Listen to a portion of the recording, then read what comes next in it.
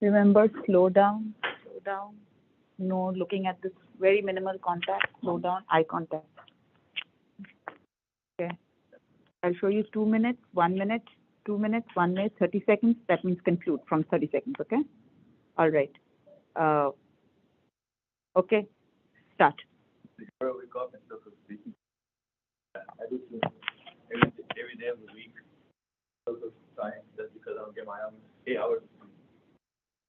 For all the college students, we barely get 6 to 7 hours of sleep. That's because we usually have busy schedules. For example, for athletics, we'll be studying or we work after class. But another big impact of our sleep is mostly because of stress of school. For us as athletics, we have to be on top of our schoolwork in order to be able to be eligible and play. Another another fact about our sleep is our electronics. Be on the phone every night, going to social media, taking our time. I go to sleep, but we just stay in social media. Take on impact on sleep. It's very, very. Not getting enough sleep can cause short-term problems and long-term problems. Some examples of short problems is lack of alertness, greater memory, and greater likelihood for a car accident. Meaning that we don't get our 8 hours of sleep driving in the morning, you can get into an accident. Not for test, not being prepared enough, forgetting things that you shouldn't be. Long-term effects is that high blood pressure, diabetes, heart attack, or stroke. I went to bed early with my 4 week challenge. However, the first 2 weeks, I'm going to bed at 9:30 p.m. I wasn't used to it. Before my 4 week challenge, I used to go to sleep at 1 p.m., 12 p.m. That's because I would get out of work. I used to study early, and now I'm studying at night.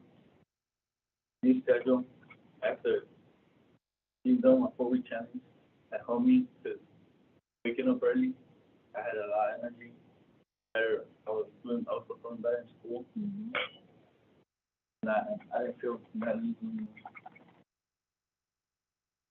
Overall, this 4 week challenge has really helped me with my daily life. Made me feel way better. Waking up early, not being tired, performing better in school, performing better in my sports.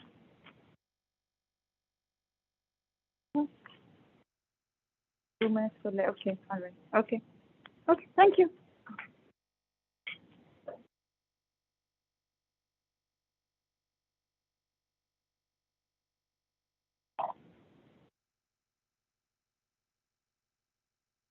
All right.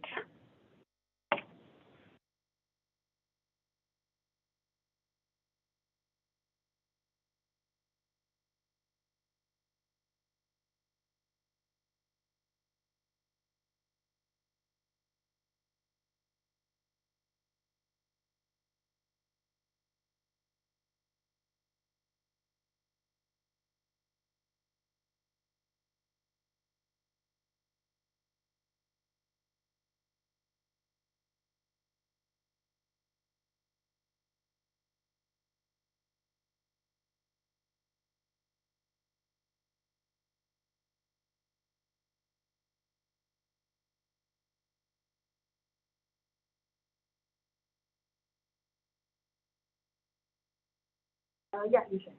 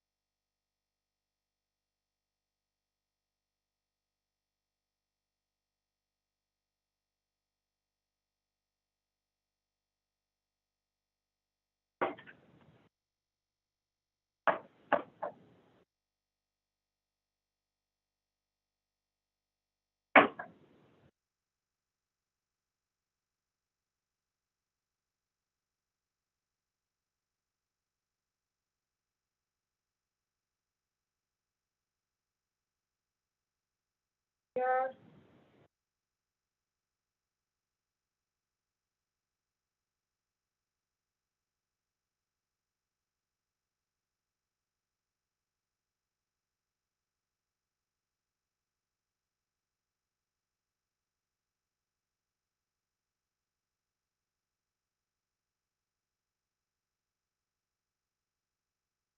Okay, the one. Jacob is here. Julia here. Chloe, John, Colin is here. Jamal, not here. Erin is here. Gabriel is here. Mari is here. Sarah, Trey is here. Joe, okay, here. Chase, here. Chase, not here. What is here? Bryson, not here. Matt Here. is here. Jayla is here. Jack is here. Annalise is here. Harold is here. Right. We're missing Chase. Okay, John is also here. Oh. All right. No, because I called out your name. John is here. Okay.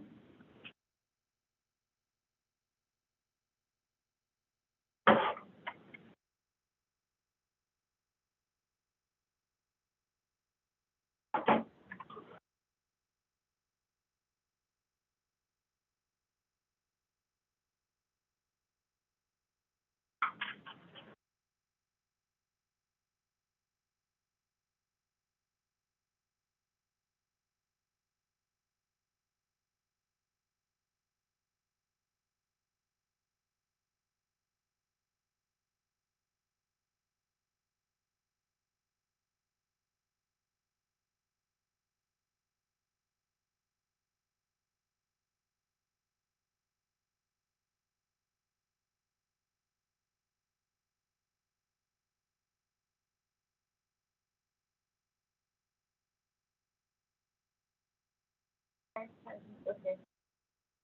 All right. So we are missing Chase.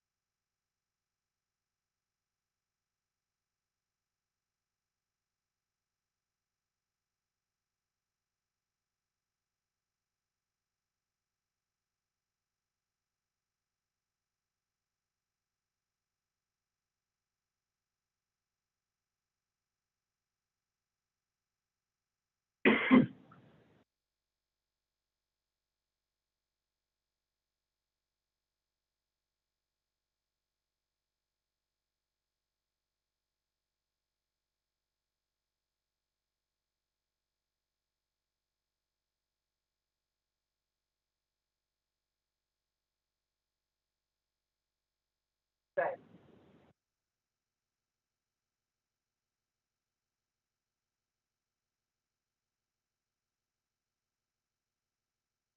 I am going to, for the self-evaluation class for your debate speech, I'm going to send you all a link right now with the YouTube video recording for all the speeches, so you can look at it when you submit. Okay, so that should be there, and thank you.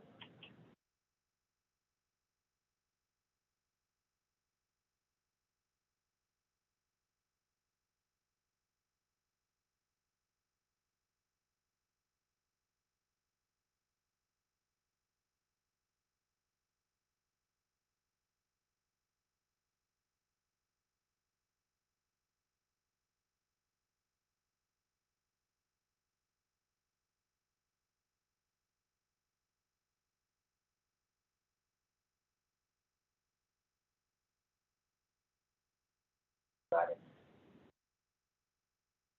The first one is inverted. So we are.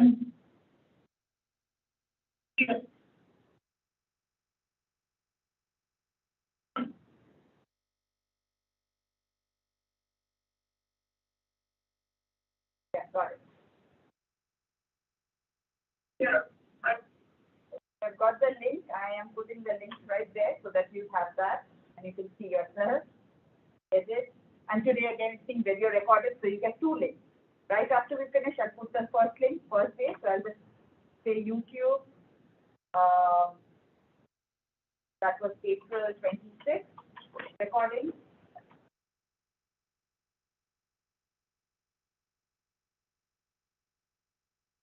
And once today gets uploaded, I'll put that in. Okay. That and okay, let's quickly move on. Okay.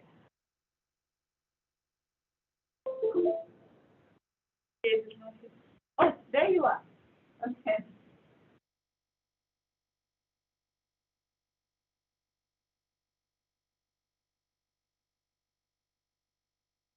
I have a full class.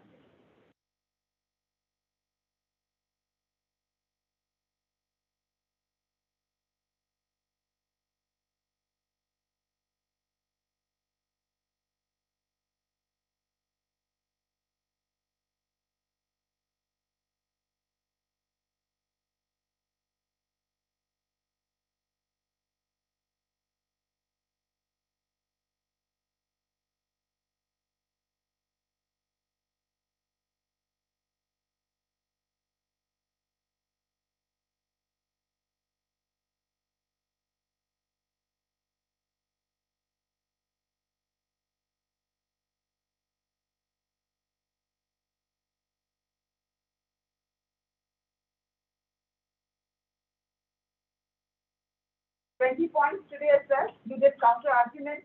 In our last class, you're not doing peer evaluation, but you're doing counter arguments. So I saw submissions from your first each day, and today I can see this is an in-class assignment that you have to do. And again, since you know that this say the argument in your speech, show how you agree, show how you disagree, using one or more of the five strategies. Talk about that. And here we go, self-evaluation. I'm sorry, here we go. For home assignment, two things, remember, coming up, you have your communication final paper. When is that due? Let's see. That's due on May 6th. Remember that I keep giving you a reminder, but that's due on May 6th. That's coming up, and one second, no, I didn't want to do that.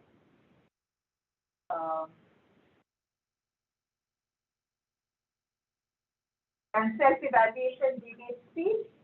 This one, I just posted the link from your from Monday. All of you who went on Monday with your debate speech will have a recording right here. Today's recording is going on. When it's done, I'll put in that link too. Actually, yeah. And so what I'll put this, I'll just delete it from here, and I'll put this in the home assignment because you're doing it at home. So.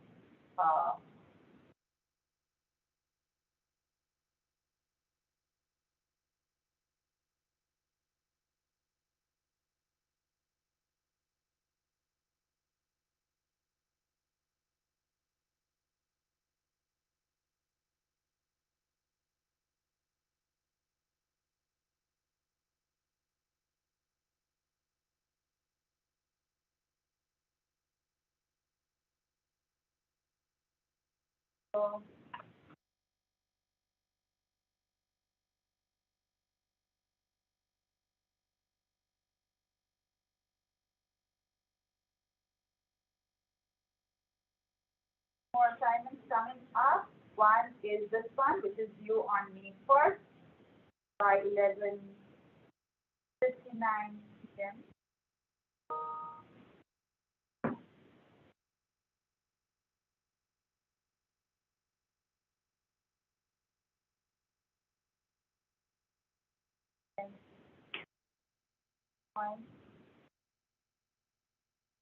And the communication improvement. Remember, two assignments. One is this one has I wish I could have dragged it here. Maybe that here. Oh, it doesn't have Okay. So this one is on May 1st and this one is due on May 6th. Remember that. Okay.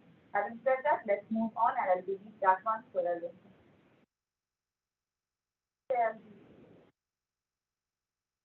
one. Double it. Would be all set. There is my timer.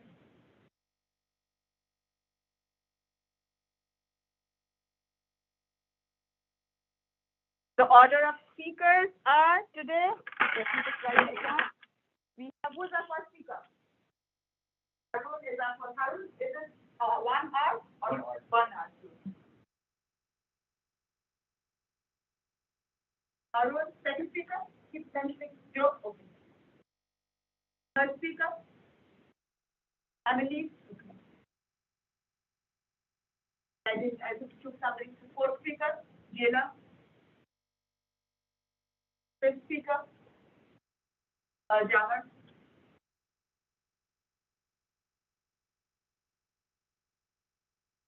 Colin.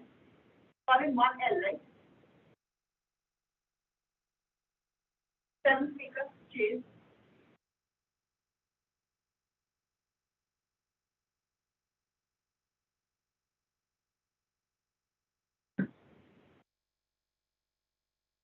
Eighth speaker. Trey. Everybody covered. Yeah, everybody is. Okay. All right, 8 speakers today. Okay. Close the door.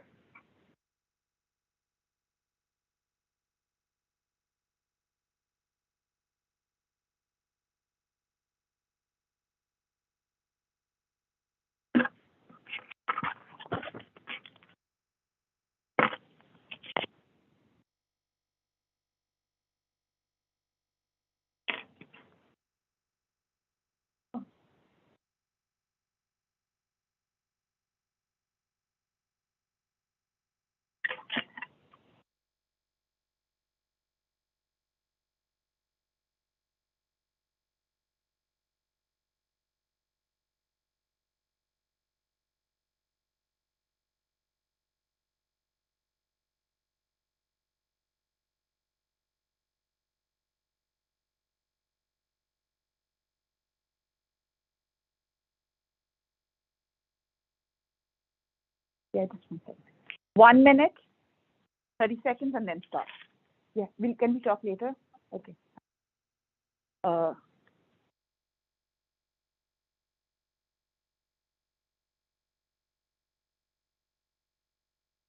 I think we can all agree that college is way too expensive. In fact, the average cost of college at a public four-year school in Illinois is about $28,000 to $25,000.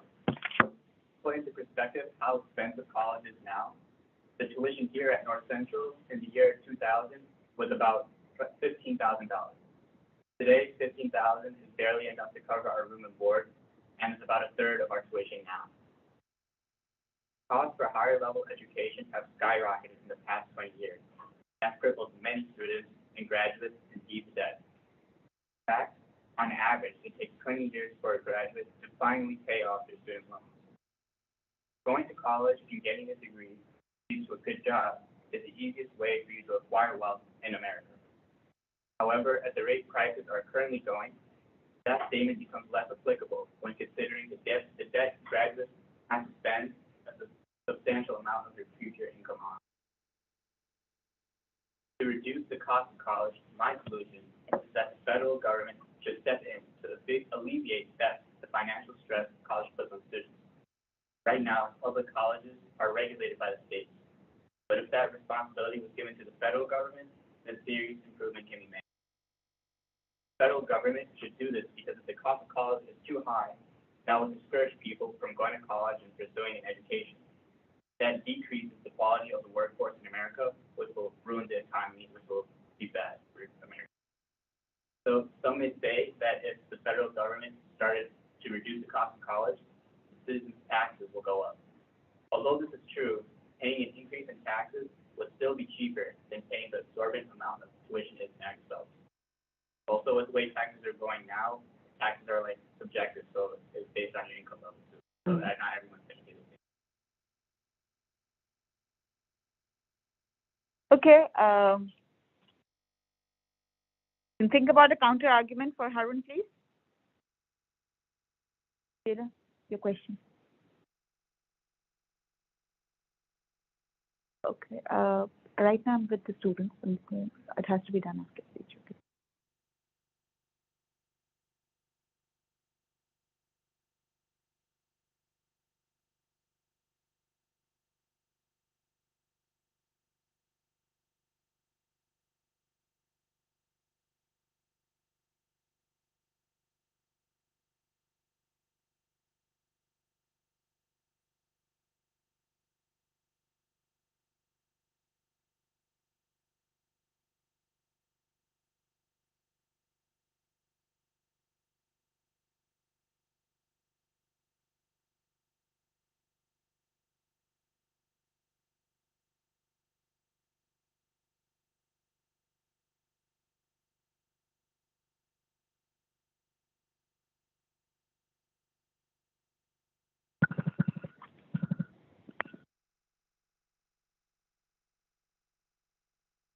Oh.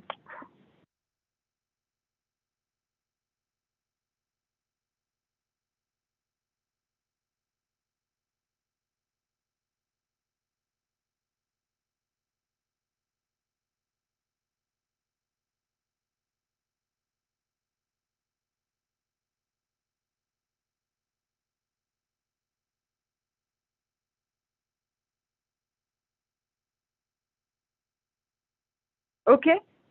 Who wants to? I'll first ask for a volunteer, and then if you don't, then I'll have to call upon you. Who wants to ask him a counter argue with Harun? Okay, Max.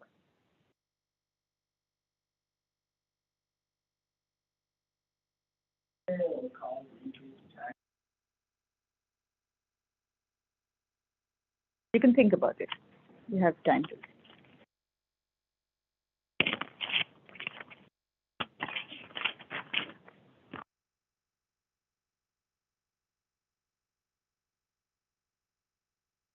Okay. So although I don't know the exact amount tax will go up, but considerable amount considering how expensive college is. However, I think it's important to know that by paying the taxes, it will still be cheaper than paying the debt all by yourself. Having to pay on the loan or it will still be cheaper, and also that not everyone pays the same amount of taxes, so those are based on your income level. If you're more well off, you'll have to pay more. But some of this is much less. All right. Thank you.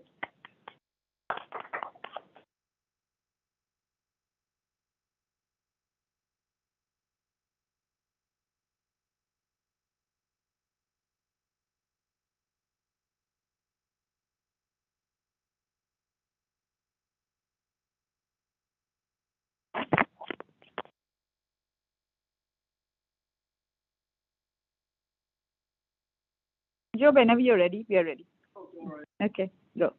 Support or oppose gun ownership. Guns should be banned to make safer environments. Where guns can go around easily. A lot of accidents are reported every year, and many people get injured or killed. Let's take as example some countries where guns are easily accessible. 2019, 37,000 people died because of the gun-related accidents in the U.S. And in Brazil, it's even higher. 50,000 people died because of them. In terms of how many people died for 100K residents, the U.S. 12 people died, and the highest is 60 people in Congress. Next, let's take a look at countries with having some strict gun laws. In Japan, which has some of the strictest gun laws in the world. 2017, only 3 people died. And in terms of 100K residents, only 0.02 people died because of the gun-related accidents. Singapore, UK, Germany, Australia are also having strict gun laws, and people rarely die because of the like in Japan. So these statistics show that the number of people killed in the gun-related accidents are lower in countries with strict gun laws than in countries where guns are easily accessible. So it can be said if guns are banned, the number of people killed gets reduced, and which leads to a safer environment. You would say less number of guns doesn't always mean less number of people dead, because it is not necessarily guns that are only used in killing people. But it's found that homicides are mostly and overwhelmingly committed with guns. So it's just that if there are less number of guns, less number of people who die. Having all said that, there are already a lot of guns where guns have been easily accessible. So banning guns might be an interesting issue later to be made. So it might be better for us to focus on better education as to how to use guns properly than simply reducing the number of guns. Thank you. All right. Counter argument for Joe.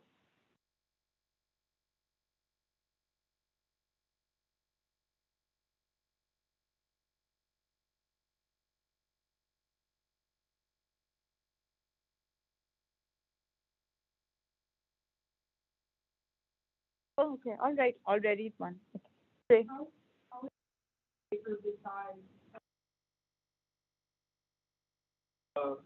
Say that again, sorry.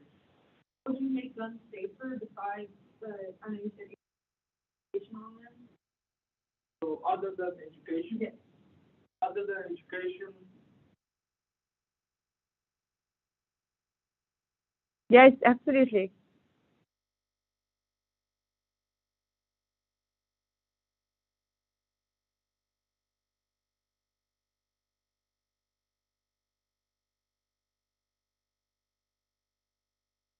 so other than education, might be a better solution if the rules are made. So people are seen having guns in public, they're like punished or have to pay a lot of fines so that people don't like bring guns or carry guns in public, so that they don't lose. I would say that's my answer.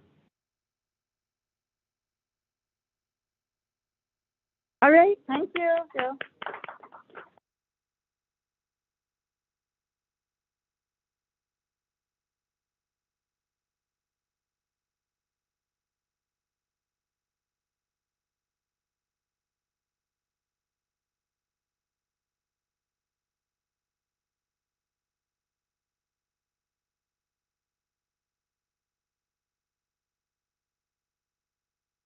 All right.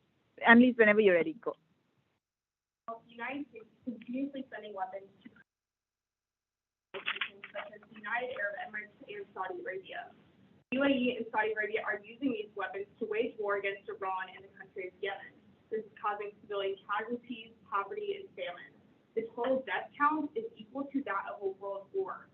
By removing weapons from the hands of the Saudis and their coalition, it would allow humanitarian aid to enter the country and start to repair the damage that's been. The current actions taken by Saudi Arabia with support of the United States can be defined as war crimes. Mohammed Bazia at New York University details an incident where a Saudi warplane was used to bomb a school bus, killing 54 civilians, 44 of them children. It's not that the Saudis don't know how to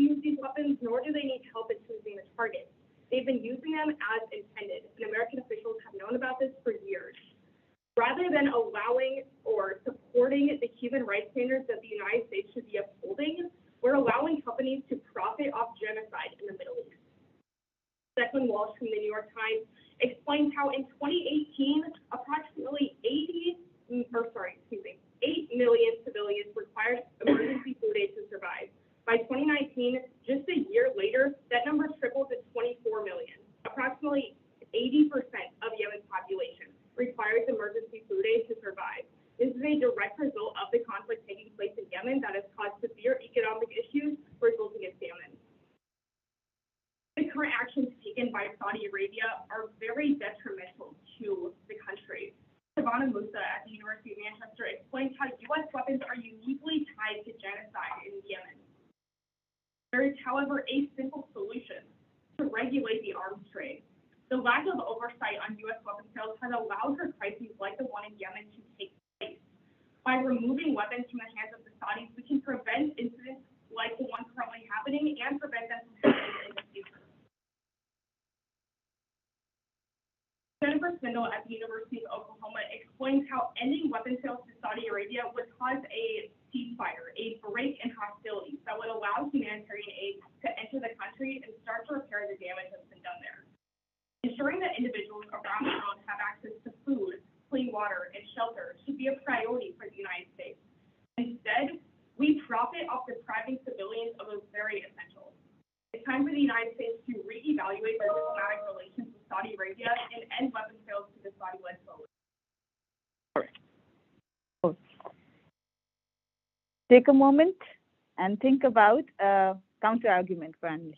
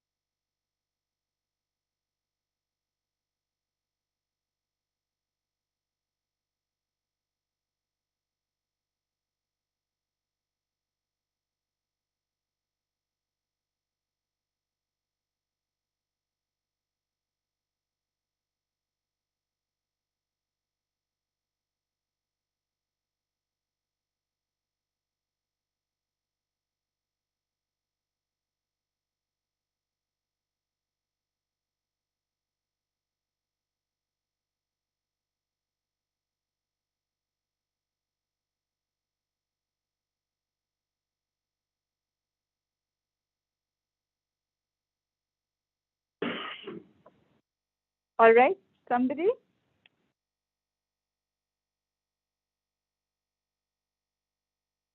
Okay. Eleni is going to go.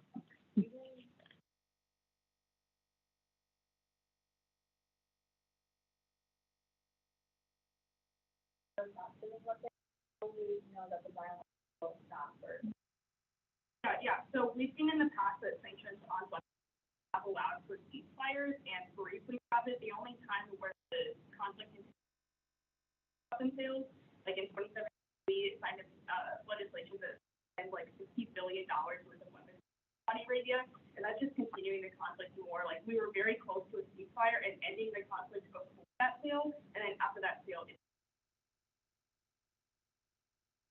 Thank you, all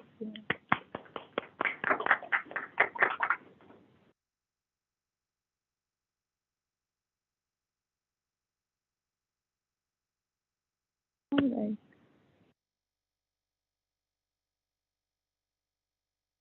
Okay, Jayla, whenever you're ready.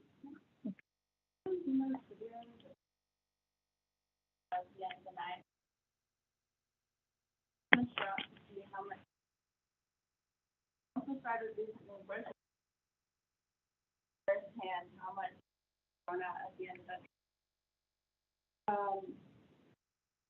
That is why that is why all restaurants should start composting to the waste. Composting is a natural way where plant material and food and healthy food. According to an article written by More for Hunger, there's about half a pound of food wasted per each meal made in a restaurant. That kind of came as a shock to me, but the most important factor of composting is friendliness. There's about 27% of food waste, or there's about 27% of our yearly waste that comes. That means that there's over about 70 million tons of food being wasted every single year. Part of this is due to our typical serving sizes. A piece of steak, or the average serving size for a piece of steak is about 4 ounces. Well, if you go to Outback Steakhouse and get a Melbourne porterhouse, it's going to be about 22 ounces. This is just one example of how unnecessarily and how often we waste food. Food, along with other non-biodegradable items in landfills, this can lead to a large production in methane gas, which can be very toxic for the environment in large amounts and can help contribute to global warming. Composting, not only would we decrease the amount of methane gas in the environment, but we would also help reduce waste and remove it. There are several types of composting. There is aerobic, anaerobic, and vermicomposting. Aerobic composting is an option and a method of turning the pile to help break everything down. Anaerobic uses the absence of oxygen to help break everything down, along with using the in the food itself. Vermicomposting is a fan phase, and it uses oxygen and compost worms to break everything down.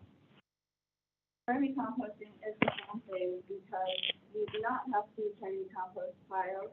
We can do it indoors or outdoors, and it also has a very insignificant amount of odor. This is why all restaurants do compost, because it can greatly benefit the environment by using the nutrients created from the compost pile and also helping to reduce waste from our life.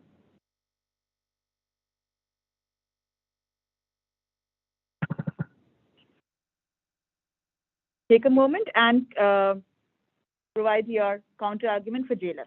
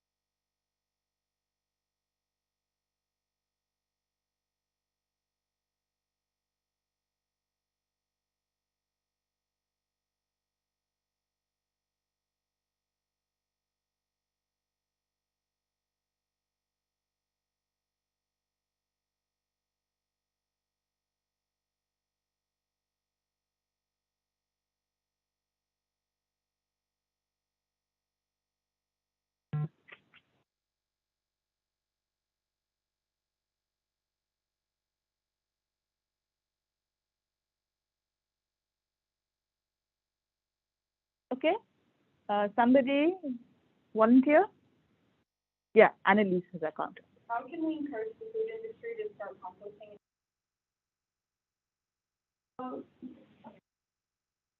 You can think about it. Okay. Yeah, you can write your response. Yeah, no, I mean, just think. You've got the time to think about it. Okay.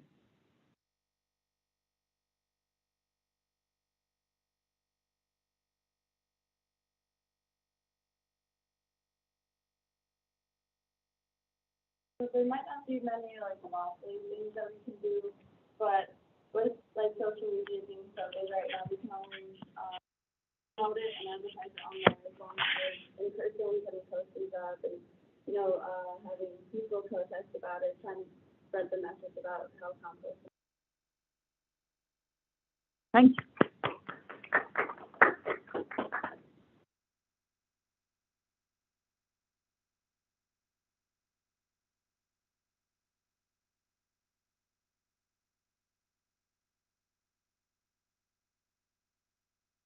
And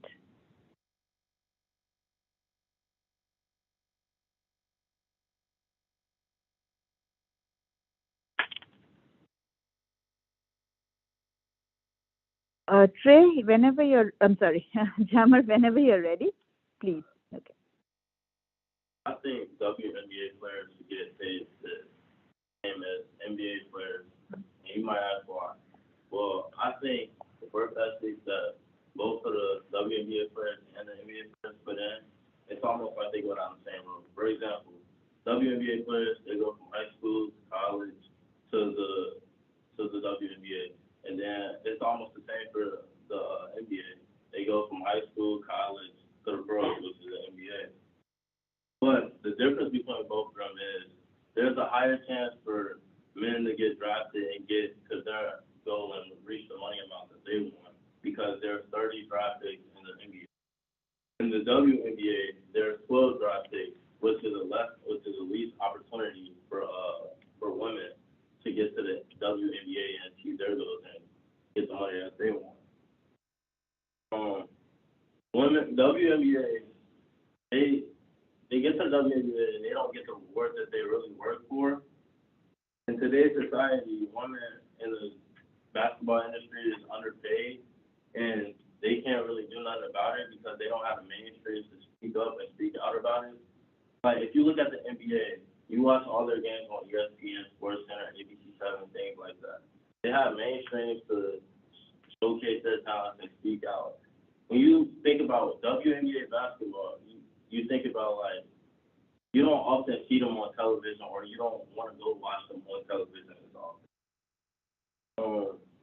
It also starts a global conversation that is really unnecessary. The global conversation I'm talking about is, for example, like with basketball, they talk about how much money Sue Bird makes compared to how much money LeBron James makes, which LeBron makes $41 million and she makes only $248,000. It's understood that the NBA brings in more money because they have mainstreams and stuff like that. But I feel like the NBA needs to partner with the WNBA and come together and at least share some profit with the WNBA to raise contracts for women athletes. All right. Counter arguments for Jammer's position.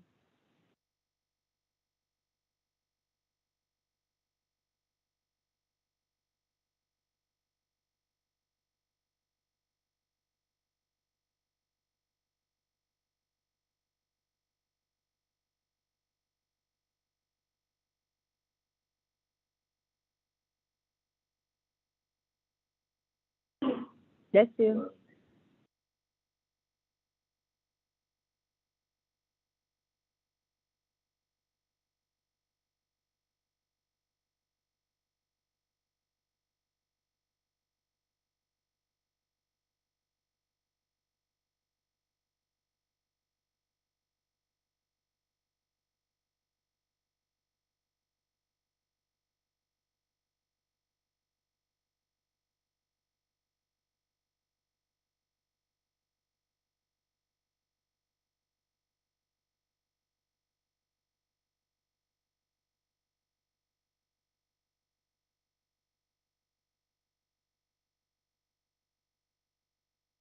All right, let's hear a counter argument. Is Jack going to?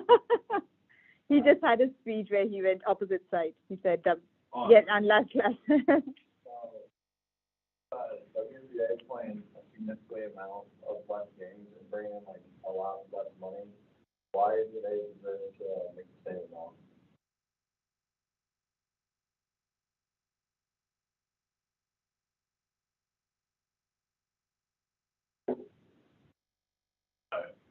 So if you look at it like this, women basketball players and men basketball players, they both put in, I'm not gonna say I know the exact background, how much work they put in, but they both put in a good amount of work to get to the goal that they reached there. They both pros, but it's the fact that they're getting paid a less amount because they can't pull in more viewers because it's girls basketball. Nobody want to watch girls basketball because they don't have dunking and stuff like that. But I feel like if the NBA starts funding them and gives them funds to start not necessarily because they can't entertain them off of giving them funds, but if they give them something like entertainment or something that'll get viewers interested and they start pulling in more viewers, then it'll be more All right. Okay. Thank you.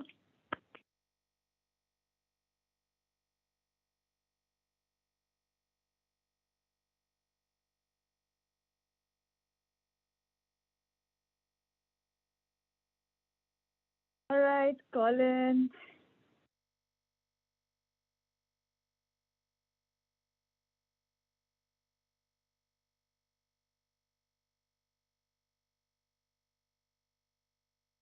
All right, Colin, whenever you're ready. D1 college athletes get paid. D1 level athletics make $10 each year. Yes, they can make scholarships and get money.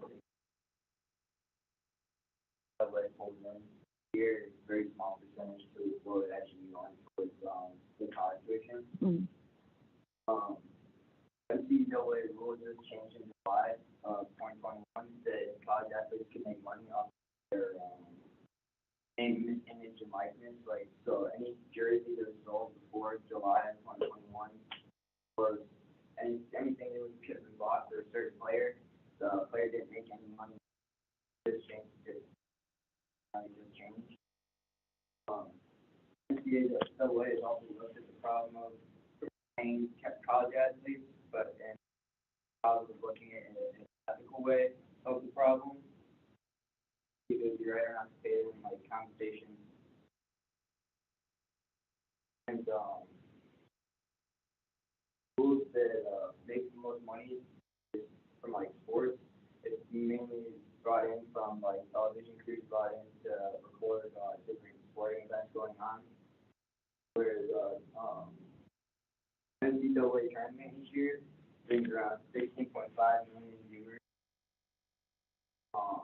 Which at the end of the event would give them around $700 million from the entire tournament. One of the biggest problems with paying college athletes is that each athlete is their own agent. So it's fine for each athlete. Because most of the money earned with these sporting events goes towards coaching salaries and expenses for the school. Schools could very easily give each player a huge portion of what they make in games, but I think that college athletes. All right, that was Colin's position. You could think about a counter argument. Take your moment and think about it.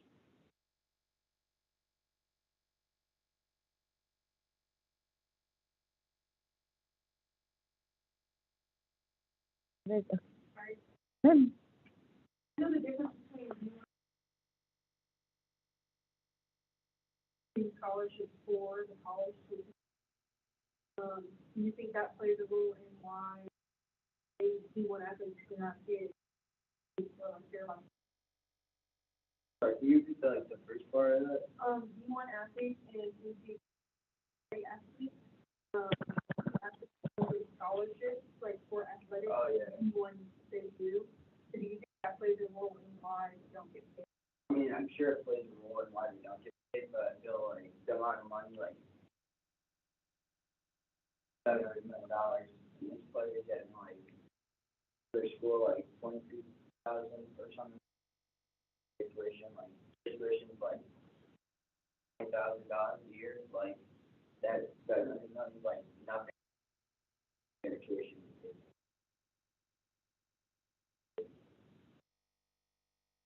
All right, thank you. Say your question was that D1, D3 don't get, right? They don't get SCED scholarship. What do they get, like? They get academic scholarship. Oh. Oh, okay.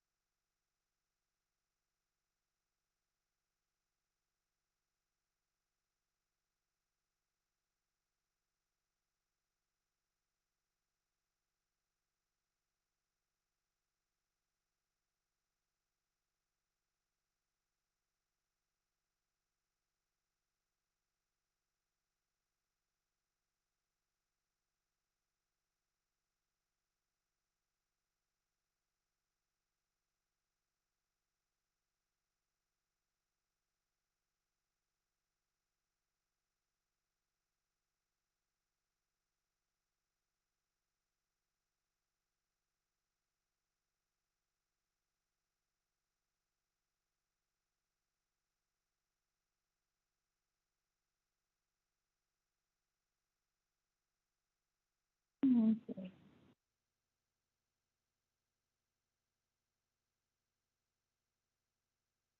Here's whenever you're ready.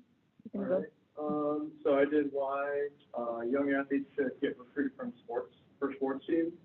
So I mean, like, honestly, like, I think that athletes should get I think that they should get recruited from sports teams, because I think if you're good enough, especially at a professional level, you should be able to play on the professional stage and compete on the professional stage. Even if if you're getting recruited from professional sports teams, it most likely means that you're probably going to be one of the best in college, if not the best in college, your entire time there. So I think it's a great opportunity for athletes to take advantage of. I also think that for providing for their families is very important to me. Being able to be successful at a younger age is really important. I think this allows them to do that a lot of the time. And also, it can help grow their name, which could also help grow their success a little bit more. Starting out at such a young age, I think this is just a great opportunity. Even if you don't have a college degree, I think this is just a great opportunity to pick up on. I think that shouldn't stop you. I actually read an article from the Sports Journal, and they say that their exceptional abilities enable them to jump from high school to the professional level. And it can help their families. And so, like, I think that's just, like, really important as far as, like, that's kind of, like, why people go to college. They want to be successful in their lives, and I think, like, this provides a different route, but a similar opportunity for success. And so, with that, I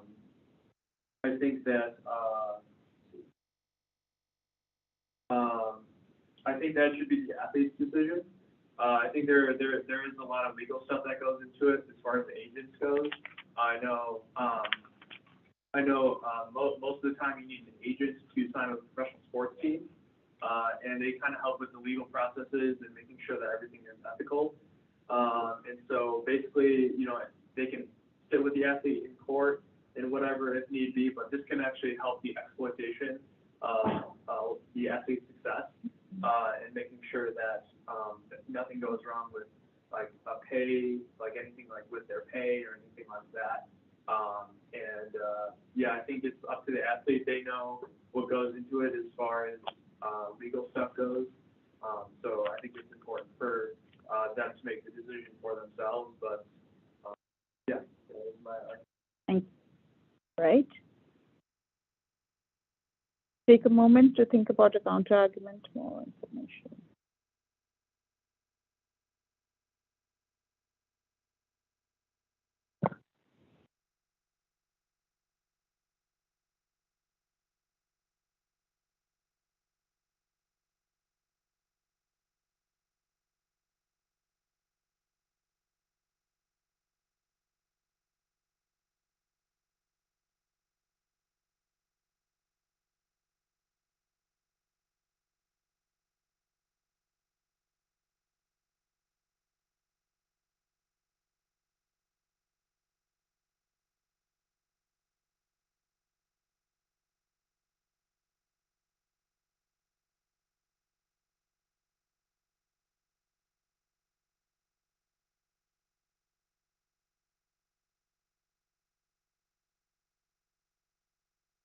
Right, let's hear from someone who hasn't, didn't get a chance to.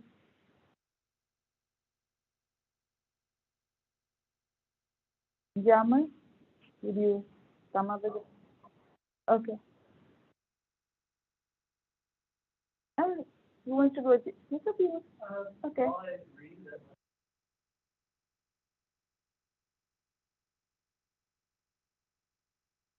How would you expect like colleges to pay for it?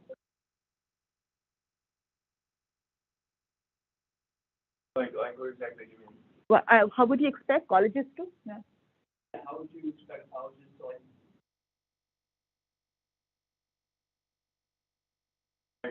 I'm not sure what you're. You say like how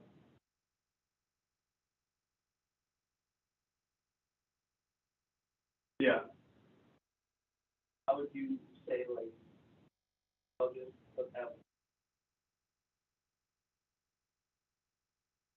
into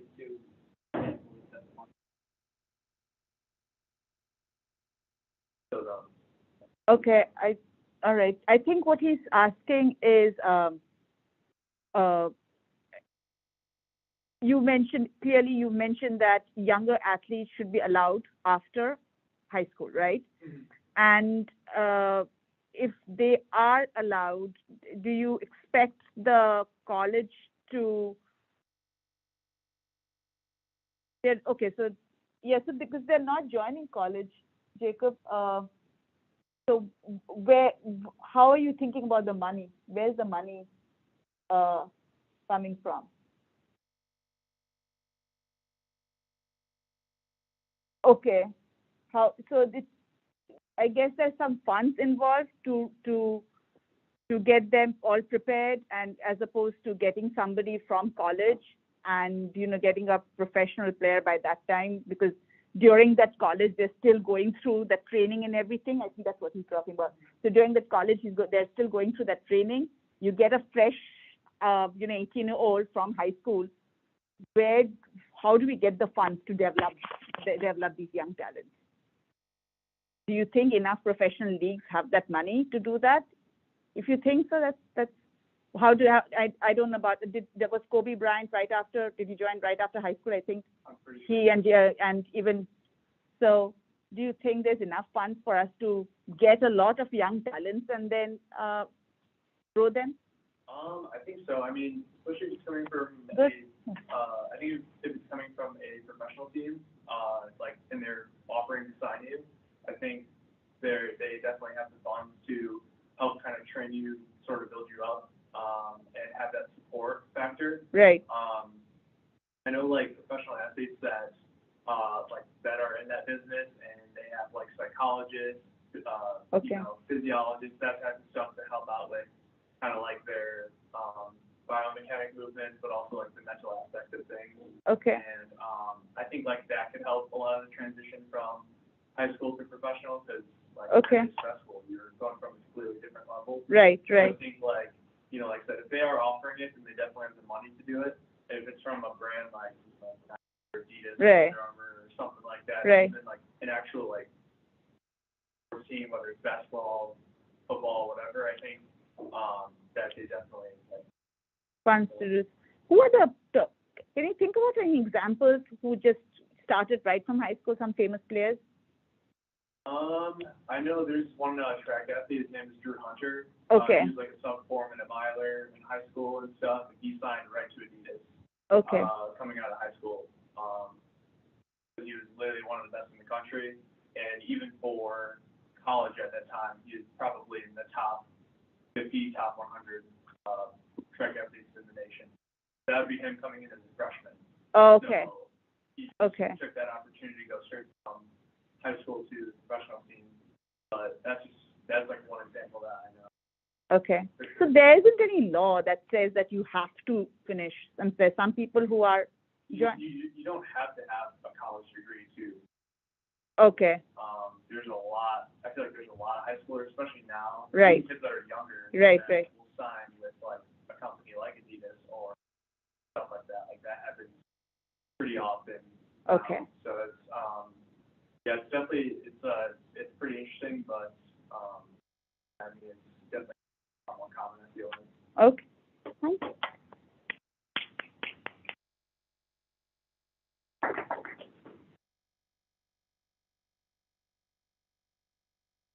All right, we have our last speaker, Trey. Trey, give me a moment. I just make some notes. Okay.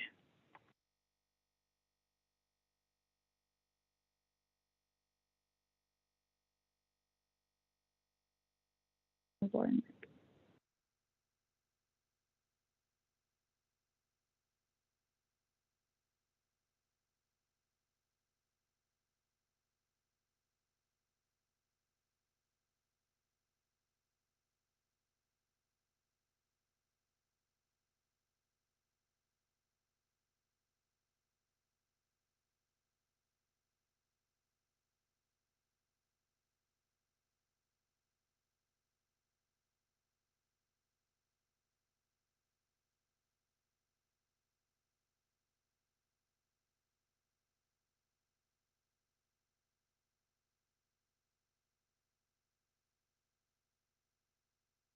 All right, Trey, go. When it comes to taking care of children, parents try to do the best that they can. But let's be honest with ourselves. Each month, it seems like a new study comes out to try to prove that the choice a parent makes is less than ideal. Hooray for modern parenting. With that in mind, let's talk about daycare. There is a fairly great deal of research on the topic, which is hardly shocking considering how omnipresent childcare is in this country. According to the U.S. Census, 16% of babies under the age of 1 are enrolled in center-based childcare, and 26% of 1-year-olds to 2-year-olds are also enrolled in center-based childcare. Additionally, 33% of children under the age of 5 are consecutively cared for by non-relatives. This doesn't include the 18% of kids who have numerous childcare arrangements. A new study in the Journal of Epidemiology Yes. And community health care indicates that children who are cared for in the daycare centers are better behaved and socialized than children who are cared for at home.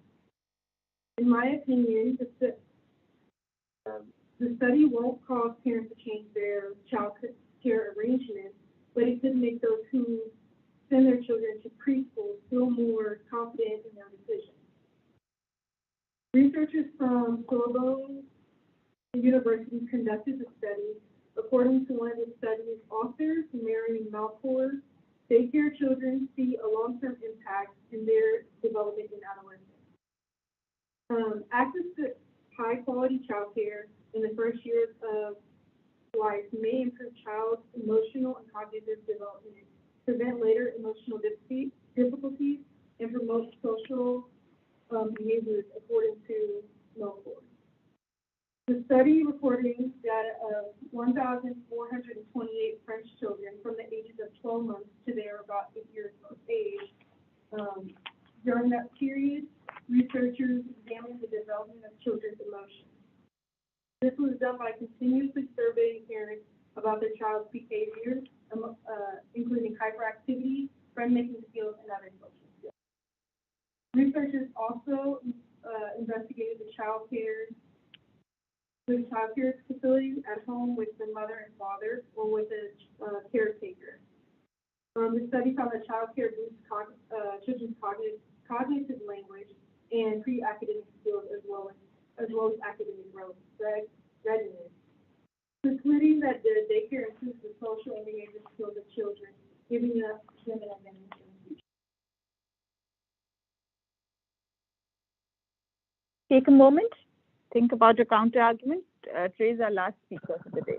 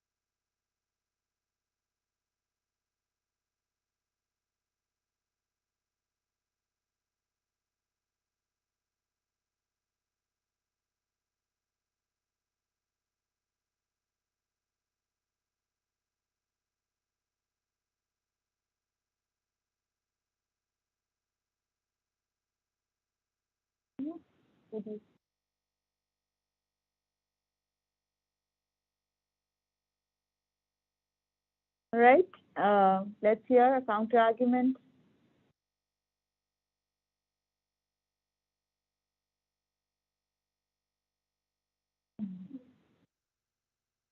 Where to put their kids daycare every day, where does that make their relationship with the child?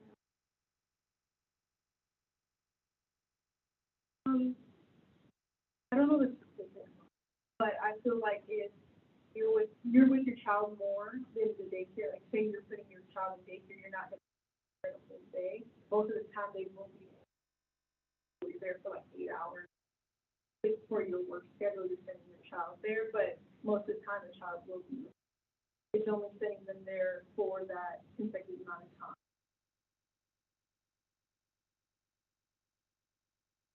All right, thank you.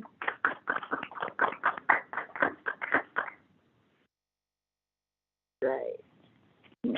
Class, what I'm going to do is now the recording is over, so I'm sending you a link right now. I'm going to stop this and sending you a link so that you can actually right away get into your self-evaluation and finish it so that you have one more thing done and you just have to work on that one. So I'm just going to end this one. Everybody finished, everybody done.